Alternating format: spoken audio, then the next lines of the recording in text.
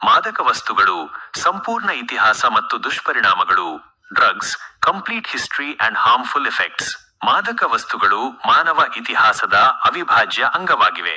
ಪ್ರಾಚೀನ ಕಾಲದಿಂದಲೂ ಜನರು ವಿವಿಧ ಕಾರಣಗಳಿಗಾಗಿ ಸಸ್ಯಜನ್ಯ ಅಥವಾ ಕೃತಕ ವಸ್ತುಗಳನ್ನು ಸೇವಿಸುತ್ತಾ ಬಂದಿದ್ದಾರೆ. ಈ ವಸ್ತುಗಳ ಬಳಕೆಯು ಧಾರ್ಮಿಕ ವಿಧಿಗಳಿಂದ ಹಿಡಿದು ನೋವು ನಿವಾರಣೆ, ಮಾನಸಿಕ ಸ್ಥಿತಿಯನ್ನು ಬದಲಾಯಿಸುವುದು ಅಥವಾ ಕೇವಲ ಆನಂದಕ್ಕಾಗಿ ಹೀಗೆ ಹಲವು ಉದ್ದೇಶಗಳನ್ನು ಹೊಂದಿತ್ತು. ಮಾದಕ ವಸ್ತುಗಳ ಇತಿಹಾಸ. History of drugs. ಮಾದಕ ವಸ್ತುಗಳ ಇತಿಹಾಸವನ್ನು ಸ್ಥೂಲವಾಗಿ ಈ ಕೆಳಗಿನಂತೆ ವಿಂಗಡಿಸಬಹುದು. ಪ್ರಾಚೀನ ಕಾಲ ಸುಮಾರು 10,000 ಬಿಸಿಇ 5,000 ಸಿಇ.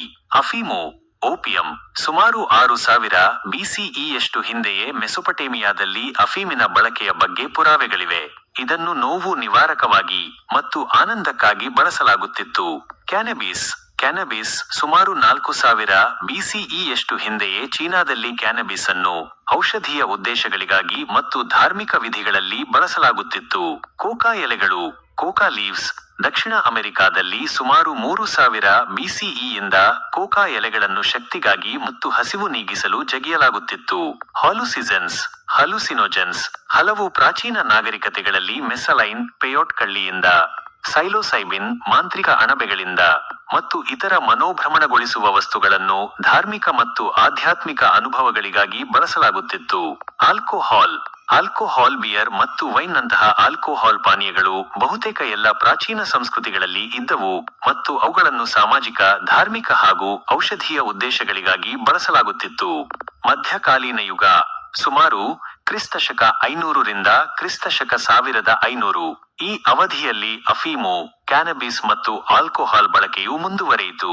ವಿಶೇಷವಾಗಿ ಅರಬ್ ಪ್ರಪಂಚದಲ್ಲಿ ಅಫೀಮನ್ನು ಔಷಧೀಯವಾಗಿ ವ್ಯಾಪಕವಾಗಿ ಬಳಸಲಾಗುತ್ತಿತ್ತು.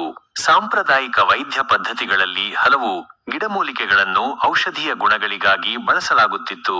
ಅವುಗಳಲ್ಲಿ ಕೆಲವು ನಿದ್ರಾಜನಕ ಅಥವಾ ಮಾನಸಿಕವಾಗಿ ಪರಿಣಾಮ ಬೀರುವ ಗುಣಗಳನ್ನು ಹೊಂದಿದ್ದವು.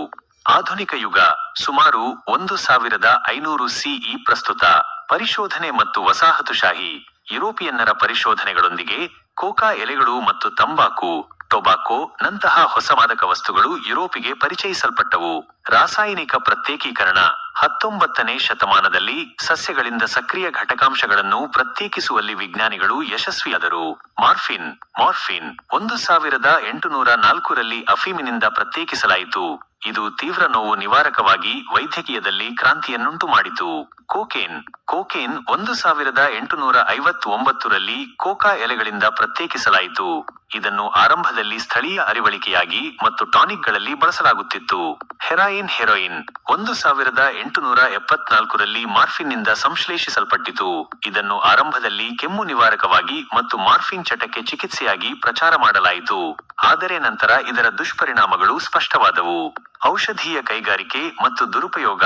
20ನೇ ಶತಮಾನದಲ್ಲಿ ಫಾರ್ಮಾಸ್ಯುಟಿಕಲ್ ಕೈಗಾರಿಕೆಯ ಬೆಳವಣಿಗೆಯೊಂದಿಗೆ ಹಲವು ಸಿಂಥೆಟಿಕ್ ಕೃತಕ ಮಾದಕ ವಸ್ತುಗಳನ್ನು ಅಭಿವೃದ್ಧಿಪಡಿಸಲಾಯಿತು. ಉದಾಹರಣೆಗೆ ಆಂಫೆಟಮೈನ್ಸ್ ಮತ್ತು ಬಾರ್ಬಿಚುರೇಟ್ಸ್. ಈ ಅವಧಿಯಲ್ಲಿ ಈ ವಸ್ತುಗಳ ದುರುಪಯೋಗವು ಹೆಚ್ಚಾಯಿತು. ಮಾದಕ ವಸ್ತು ನಿಯಂತ್ರಣ ಕಾನೂನುಗಳು. 20ನೇ ಶತಮಾನದ ಆರಂಭದಿಂದಲೇ ಮಾದಕ ವಸ್ತುಗಳ ದುರುಪಯೋಗವನ್ನು ತಡೆಯಲು ವಿಶ್ವಾದ್ಯಂತ ಕಾನೂನುಗಳನ್ನು ಜಾರಿಗೊಳಿಸಲಾಯಿತು.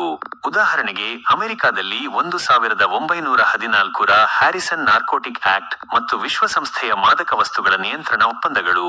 ಇತ್ತೀಚಿನ ಬೆಳವಣಿಗೆಗಳು. ಇತ್ತೀಚಿನ ವರ್ಷಗಳಲ್ಲಿ ಸಿಂಥೆಟಿಕ್ ಕೆಮಿಕಲ್ಗಳು, ಫೆಂಟನೈಲ್ ನಂತಹ ಅಪಾಯಕಾರಿ ಓಪಿಯಾಯ್ಡ್ಗಳು ಮತ್ತು ಡಾರ್ಕ್ ವೆಬ್ ಮೂಲಕ ಮಾದಕ ವಸ್ತುಗಳ ವ್ಯಾಪಾರವು ದೊಡ್ಡ ಸವಾಲಾಗಿದೆ. ಮಾದಕ ವಸ್ತುಗಳ ಬಗ್ಗೆ ಮಾಹಿತಿ. Information about drugs. ಮಾದಕ ವಸ್ತುಗಳನ್ನು ಅವುಗಳ ಪರಿಣಾಮಗಳ ಆಧಾರದ ಮೇಲೆ ಪ್ರಮುಖವಾಗಿ ವರ್ಗೀಕರಿಸಬಹುದು. 1. ಖಿನ್ನತೆಯನ್ನುಂಟು ಮಾಡುವ ವಸ್ತುಗಳು. ಡಿಪ್ರೆಸೆಂಟ್ಸ್ ಕೇಂದ್ರ ನರಮಂಡಲದ ಚಟುವಟಿಕೆಯನ್ನು ನಿಧಾನಗೊಳಿಸುತ್ತವೆ. ಉದಾಹರಣೆಗಳು: ಆಲ್ಕೋಹಾಲ್, ಅಫೀಮು, ಹೆರಾಯಿನ್, ಮಾರ್ಫಿನ್, ಬಾರ್ಬಿಟುರೇಟ್ಸ್, ಬೆಂಜೋಡಯಾಜೆಪೈನ್ಸ್ ಆತಂಕ ನಿವಾರಕಗಳು. ಪರಿಣಾಮಗಳು: ಶಾಂತಗೊಳಿಸುವಿಕೆ, ನಿದ್ರೆ, ನೋವು ನಿವಾರಣೆ, ನಿಧಾನವಾದ ಉಸಿರಾಟ, ಕಡಿಮೆಯಾದ ಹೃದಯ ಬಡಿತ. ಅತಿಯಾದ ಸೇವನೆಯು ಕೋಮಾ ಮತ್ತು ಸಾವಿಗೆ ಕಾರಣವಾಗಬಹುದು. 2. ಉತ್ತೇಜಕಗಳು. ಸ್ಟಿಮ್ಯುಲೆಂಟ್ಸ್ ಕೇಂದ್ರ ನರಮಂಡಲದ ಚಟುವಟಿಕೆಯನ್ನು ಹೆಚ್ಚಿಸುತ್ತವೆ. ಉದಾಹರಣೆಗಳು: ಕೋಕೇನ್, ಮೆಥಾಂಫೆಟಮೈನ್ಸ್, ನಿಕೋಟಿನ್, ಕೆಫೀನ್. ಪರಿಣಾಮಗಳು: ಎಚ್ಚರ, ಶಕ್ತಿ, ಏಕಾಗ್ರತೆ ಹೆಚ್ಚಳ, ಹಸಿವು ಕಡಿಮೆಯಾಗುವುದು, ಹೃದಯ ಬಡಿತ ಮತ್ತು ರಕ್ತದೊತ್ತಡ ಹೆಚ್ಚಳ. ಅತಿಯಾದ ಸೇವನೆಯು ಆತಂಕ, ಭ್ರಮೆ, ಹೃದಯಾಘಾತಕ್ಕೆ ಕಾರಣವಾಗಬಹುದು. 3 ಭ್ರಮೆ ಉಂಟು ಮಾಡುವ ವಸ್ತುಗಳು. 5 ಸೆಕೆಂಡುಗಳು ಕಾದು ಆಟೋ ಫ್ಲಾಶ್ ಮೋಡ್ನ ಜೊತೆ ಶೂಟ್ ಮಾಡು. ಚಿಂತನೆ ಮತ್ತು ಭಾವನೆಗಳನ್ನು ಬದಲಾಯಿಸುತ್ತವೆ. ಉದಾಹರಣೆಗಳು: LSD, psilocybin, magic mushrooms, MDMA, ecstasy, PCP. ಪರಿಣಾಮಗಳು: ದೃಶ್ಯ ಮತ್ತು ಶ್ರವಣ ಭ್ರಮೆಗಳು, ಸಮಯ ಮತ್ತು ಸ್ಥಳದ ಅರಿವಿನಲ್ಲಿ ಬದಲಾವಣೆಗಳು, ಭಾವನೆಗಳಲ್ಲಿ ಏರಿಳಿತಗಳು. ದೀರ್ಘಕಾಲೀನ ಬಳಕೆಯು ಮಾನಸಿಕ ಆರೋಗ್ಯ ಸಮಸ್ಯೆಗಳಿಗೆ ಕಾರಣವಾಗಬಹುದು. 4 ಇತರೆ. Other categories. ಕ್ಯಾನಬಿಸ್. ಕ್ಯಾನಬಿಸ್ ಮರಿಹುವಾನಾ ಉತ್ತೇಜಕ, ಖಿನ್ನತೆಯನ್ನುಂಟು ಮಾಡುವ ಮತ್ತು ಭ್ರಮೆ ಉಂಟುಮಾಡುವ ಗುಣಗಳನ್ನು ಹೊಂದಿದೆ. ಇನ್ಹ್ಯಾಲೆಂಟ್ಸ್. ಇನ್ಹ್ಯಾಲೆಂಟ್ಸ್ ಅಂಟು, ಪೆಟ್ರೋಲ್, ಬಣ್ಣಗಳಂತಹ ಸಾಮಾನ್ಯ ಗೃಹ ಉತ್ಪನ್ನಗಳಲ್ಲಿ ಕಂಡುಬರುವ ರಾಸಾಯನಿಕ ಆವಿಗಳು. ಅನಬೋಲಿಕ್ ಸ್ಟೀರಾಯ್ಡ್ಗಳು. ಅನಬೋಲಿಕ್ ಸ್ಟೆರಾಯ್ಡ್ಸ್ ಸ್ನಾಯುಗಳ ಬೆಳವಣಿಗೆಗೆ ಬಳಸಲಾಗುತ್ತದೆ, ಆದರೆ ಗಂಭೀರ ಆರೋಗ್ಯ ಪರಿಣಾಮಗಳನ್ನು ಹೊಂದಿವೆ. ಮಾದಕ ವಸ್ತುಗಳಿಂದಾಗುವ ದುಷ್ಪರಿಣಾಮಗಳು. Harmful effects of drugs. ಮಾದಕ ವಸ್ತುಗಳ ದುರುಪಯೋಗವು ವ್ಯಕ್ತಿ, ಕುಟುಂಬ ಮತ್ತು ಸಮಾಜದ ಮೇಲೆ ವ್ಯಾಪಕ ಮತ್ತು ವಿನಾಶಕಾರಿ ಪರಿಣಾಮಗಳನ್ನು ಬೀರುತ್ತದೆ. 1. ಆರೋಗ್ಯದ ಮೇಲಿನ ಪರಿಣಾಮಗಳು. Health effects. ಶಾರೀರಿಕ ಪರಿಣಾಮಗಳು. ಮೆದುಳಿನ ಹಾನಿ. ಮೆದುಳಿನ ರಚನೆ ಮತ್ತು ಕಾರ್ಯವನ್ನು ಬದಲಾಯಿಸಿ ಕಲಿಕೆ, ನೆನಪು, ನಿರ್ಧಾರ ತೆಗೆದುಕೊಳ್ಳುವ ಸಾಮರ್ಥ್ಯ ಮತ್ತು ಭಾವನೆಗಳ ನಿಯಂತ್ರಣದ ಮೇಲೆ ಪರಿಣಾಮ ಬೀರಬಹುದು. ಯಕೃತ್ತಿನ ಹಾನಿ. ಆಲ್ಕೋಹಾಲ್ ಮತ್ತು ಕೆಲವು ಔಷಧಿಗಳ ಅತಿಯಾದ ಸೇವನೆಯು ಯಕೃತ್ತಿನ ಕಾಯಿಲೆ, ಸಿರೋಸಿಸ್ಗೆ ಕಾರಣವಾಗಬಹುದು. ಹೃದಯ ರೋಗಗಳು. ಉತ್ತೇಜಕಗಳು ರಕ್ತದೊತ್ತಡ ಮತ್ತು ಹೃದಯ ಬಡಿತವನ್ನು ಹೆಚ್ಚಿಸಿ ಹೃದಯಾಘಾತ ಮತ್ತು ಪಾರ್ಶ್ವವಾಯು ಅಪಾಯವನ್ನು ಹೆಚ್ಚಿಸಬಹುದು. ಶ್ವಾಸಕೋಶದ ಸಮಸ್ಯೆಗಳು. ಧೂಮಪಾನ ಮಾಡುವ ಮಾದಕ ವಸ್ತುಗಳು ಶ್ವಾಸಕೋಶದ ಹಾನಿ, ಉಸಿರಾಟದ ಸಮಸ್ಯೆಗಳಿಗೆ ಕಾರಣವಾಗಬಹುದು. ಕಿಡ್ನಿ ಸಮಸ್ಯೆಗಳು. ಕೆಲವು ಮಾದಕ ವಸ್ತುಗಳು ಕಿಡ್ನಿಗಳ ಮೇಲೆ ಒತ್ತಡ ಹೇರಿ ಅವುಗಳ ಕಾರ್ಯಕ್ಷಮತೆಯನ್ನು ಕಡಿಮೆ ಮಾಡಬಹುದು. ಹಲ್ಲಿನ ಸಮಸ್ಯೆಗಳು. ಮೆಥಾಂಫೆಟಮೈನ್ ನಂತಹ ವಸ್ತುಗಳು ಮೆತ್ ಮೌತ್ ಎಂದು ಕರೆಯಲ್ಪಡುವ ಗಂಭೀರ ಹಲ್ಲಿನ ನಷ್ಟಕ್ಕೆ ಕಾರಣವಾಗಬಹುದು. ಪೋಷಕಾಂಶಗಳ ಕೊರತೆ. ಸರಿಯಾಗಿ ಆಹಾರ ಸೇವಿಸದಿರುವಿಕೆ ಅಥವಾ ದೇಹದಿಂದ ಪೋಷಕಾಂಶಗಳ ಹೀರಿಕೊಳ್ಳುವಿಕೆಯ ಮೇಲೆ ಪರಿಣಾಮ ಬೀರುತ್ತದೆ. ಸೋಂಕುಗಳು.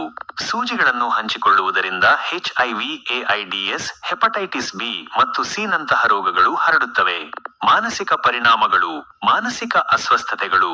ಖಿನ್ನತೆ, ಆತಂಕ, ಪ್ಯಾರನೋಯಿಯಾ, ಅನುಮಾನ, ಸೈಕೋಸಿಸ್, ವಿಕೃತ ಮನಸ್ಸಿನ ಸ್ಥಿತಿ ಮತ್ತು ಸ್ಕಿಜೋಫ್ರೇನಿಯಾ ಅಪಾಯವನ್ನು ಹೆಚ್ಚಿಸಬಹುದು.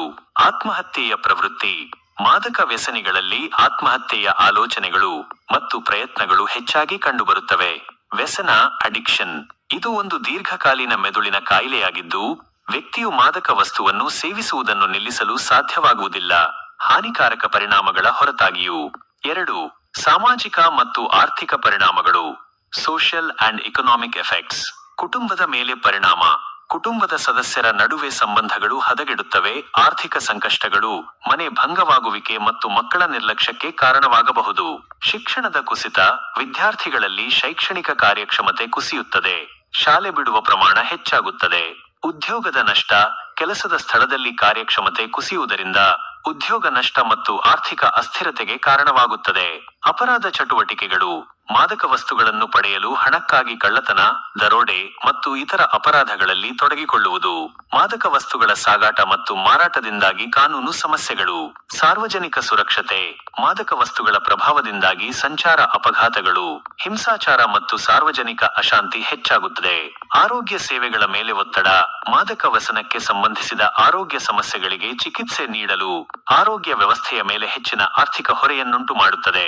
ಸಮಾಜದ ಸ್ಥಿರತೆಗೆ ಧಕ್ಕೆ.